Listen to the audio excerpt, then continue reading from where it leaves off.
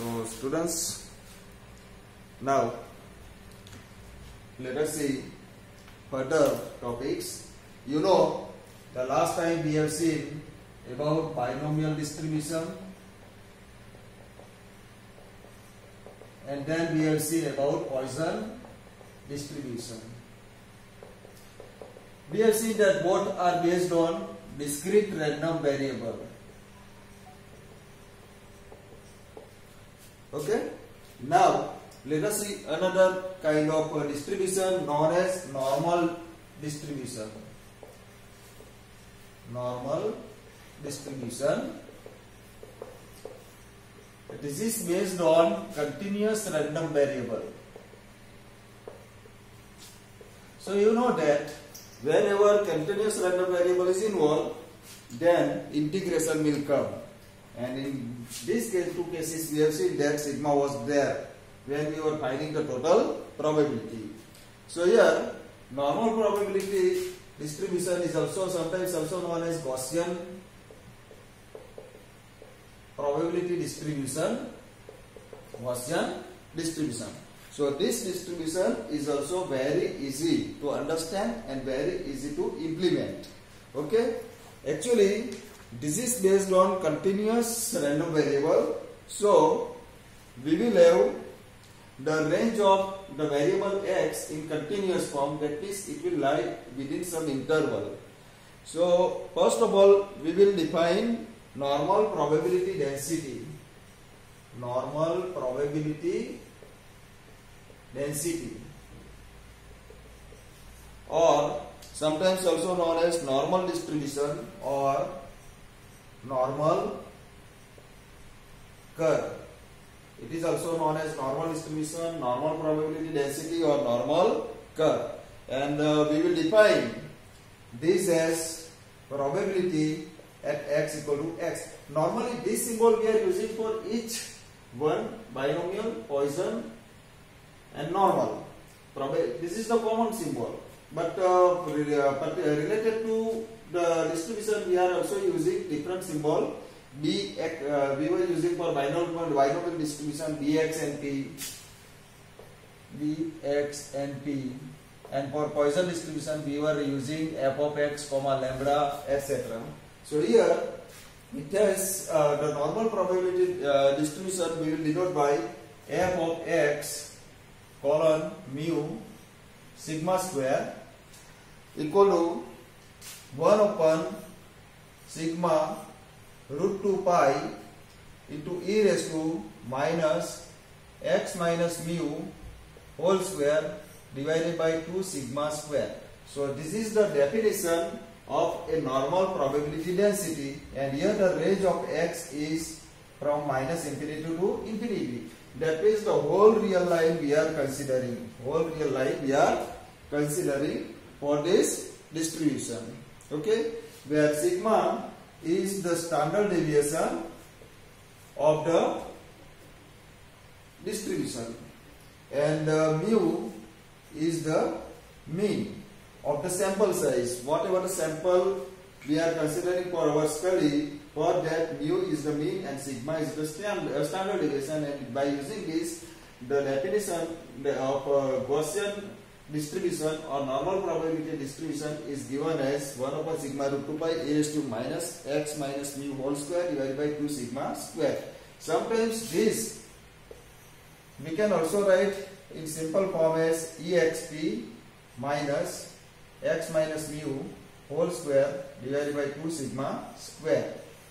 So as we can write the whole expression in the single line. So exp is nothing but e raised to e to the power minus x minus mu whole square divided by 2 sigma square.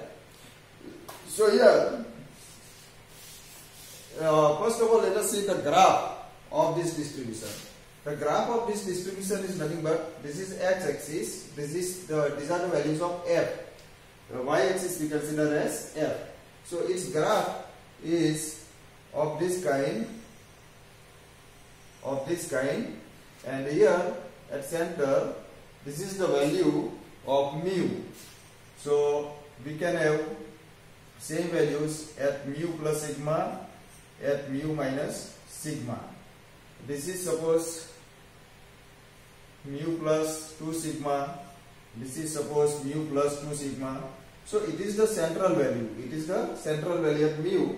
So we can see that the graph of the normal distribution is symmetric about the mean line. Okay, and we can also see that the graph is in the bell-shaped graph. This is also known as bell-shaped graph. So this graph is symmetric about the mean, about the line where mean lies. Okay, and one more thing here, you can see that here x-axis is acting as an asymptote to the graph. Asymptote is nothing but a tangent, and tangent is what? Tangent is a line which touch the graph. But here this is the different kind of tangent. Which touch the graph at infinity. So here we can see that the behavior of this graph tending to touch to x-axis when we approach to infinity, and same thing happen on left hand side also, the graph tending to. So here x-axis just like behave as a tangent to this curve, and as it behave to meet the curve at near infinity, we call this by the different name asymptote. Okay, so this is the graph of the normal distribution. Now let us see further. In this distribution, if we consider some standard values, mu equal to 0 and sigma equal to 1, then the distribution whatever we derive is known as standard normal distribution. And mostly we will work on standard normal distribution. Okay, so here if we consider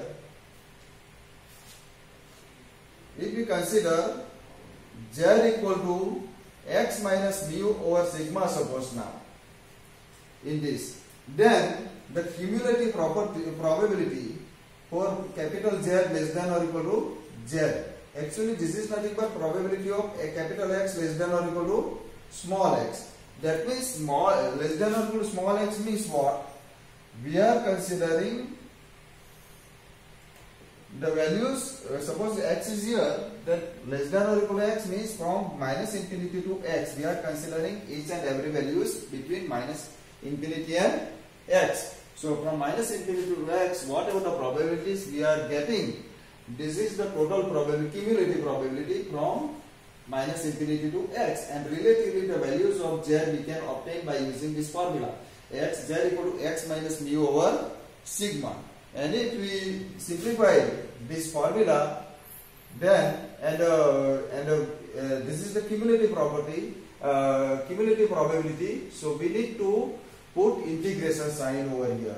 So here we will write this as 1 upon root 2 pi minus infinity to z,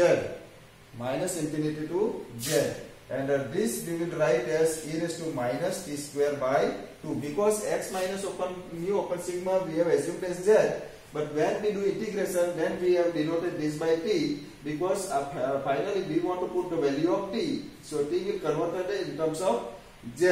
So in definite integration we can we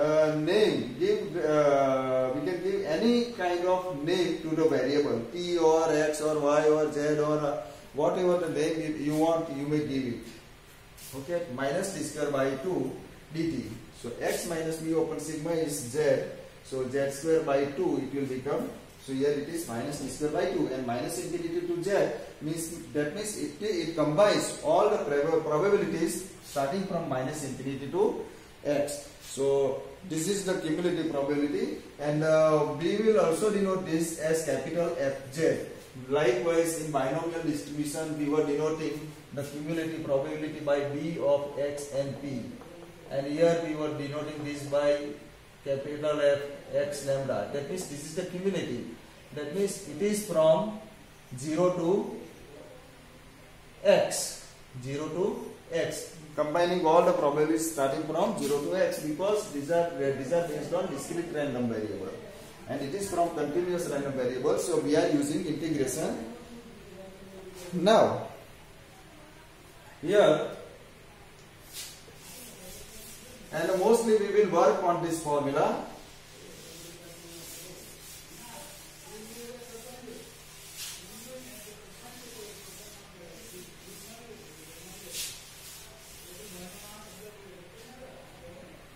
So here we have z equal to x minus mu over sigma. That means x equal to mu plus sigma into z. Sigma into z. This is the simplification. Okay. Now suppose if we are given mu equal to 20, mu equal to 20, sigma equal to 4 suppose, and then for x equal to 25, x equal to 25, what will be z? Z is nothing but x minus 25 minus 20 divided by 4. So this is 5 by 4. 5 by 4 means 1.25. So we can find out the value of z from x by using this formula. And this is very much useful because here we are given the tabulated values. You may find here the standard normal probabilities, the tabular values. These have been written from minus 3.4 to plus 3.4. So all the values have been tabulated, and that means we are given directly these values, and we can find the value corresponding to z equal to 1.25 suppose. So 1.25 means here we have 1.0 is here, and 0.25 means 0.2 is here.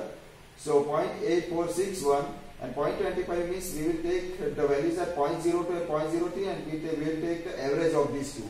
So we can find out the value of this cumulative probability directly, because this table is based on cumulative probability only. Okay. So now let us see its graphical situation again. I told you that it is symmetric. Here we are considering mu equal to 0 for standard curve. So this y-axis will act as mu equal to 0. So its graph is just like this. So it is symmetric. It is symmetric. So minus infinity to z. Here this is not now z axis. It is z axis now. So z means this total. This probability for z less than or equal to z means it involves all the probabilities from minus infinity to z, and this is nothing but the area under the graph. This normal probability for probability of z less than or equal to z is nothing but the area from minus infinity to z. Okay, and one more thing here, you remember that the total area under the curve is always equal to 1. That means this half area is 0.5 and the other half area is also 0.5. So in the table of normal distribution, all the values have been given based on this area. So suppose we are given 1.25 here. So if 1.25 is here, then this probability, the probability for z equal to 1.25, that means it is nothing but z less than, we will mean this as z less than or equal to, z less than also you can write, or less than or equal to also you can write. So whatever, here I am writing approximately, so whatever the value from the, we find from the table, we can write here directly. Okay. So table is very much useful. But here you note that in examination, whenever some example is asked to you, then you may not be given the table, but you will be given in the example, at the end of the example, the required values for these probabilities. Suppose if I require for 1.25, then this value may be given directly. So you can use it directly without referring to the table. So you don't require to refer the table because you will be given the values, required values directly in the example. So you can put this value directly. Okay. So here you must understand this thing. Suppose one more thing here, just I would like to say you that suppose I want to find out the value between -1 to 1. -1 to 1. Then this is nothing but the area between these two below the curve. So it is nothing but probability of -1 less than or equal to z less than or equal to 1. So whenever we are given the value of x, then we need to convert this in terms of z. And after converting z, we can refer the table and we can find out the value directly. So if this kind of value is given, then this is nothing but f of capital 1 minus f of capital minus 1. Because f of z is nothing but probability of z less than or equal to z. So first of all, it find out the value from -infinity to 1, that is capital F1. And then it will find a value from -infinity to -1. This is f of -1. So if you will subtract these two, you will get a value between -1 and 1. So here in our table, the values are given related starting from -infinity to z. But however, you remember that in some books, the value may be given from 0 to z. And they consider this as the tabular values are given based on 0 to z, not from -infinity to z. So whenever 0 to z are given, that means suppose here a probability of z less than or equal to 1.25, and if tabular values are given from 0 to z by using as per this formula, then this means that we are given the value area from this to this only, 0 to 1.25 only. And it is very easy to relate with this because we will have to add 1.5 because half area is not involved. And half area we know that it is 0.5. So with 0.5 if we add 3625, then we can get the actual value. So you don't require to worry about the values, whether it is given from -infinity to z or 0 to z. If 0 to z is given, then you will have to add 0.5. Okay, then you will have to add 0.5 with this value. So here in our book, we have given only we are considering only the values from -infinity to z, not 0 to z, because this is very easier to understand and to implement.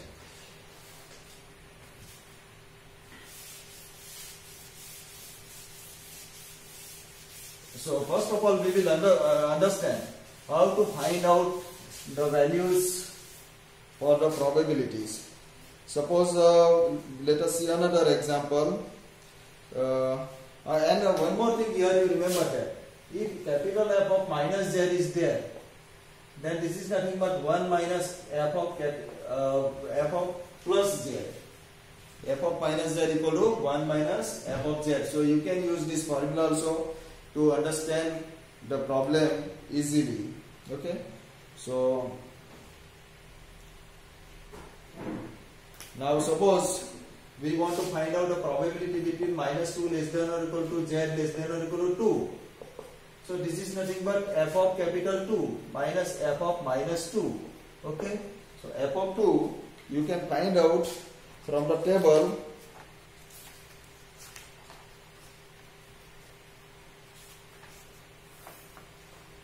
From the table, you can see f of 2, you can see in the column of z, 2 is there and the 0.00. So f of 2 is nothing but 0.9772 minus f of minus 2. So you go to the column of z where minus 2 is there. Minus 2 is here. So 0.0228. 0.0228. So you can find out the area between -2 and 2. So here as we are considering from minus infinity to z,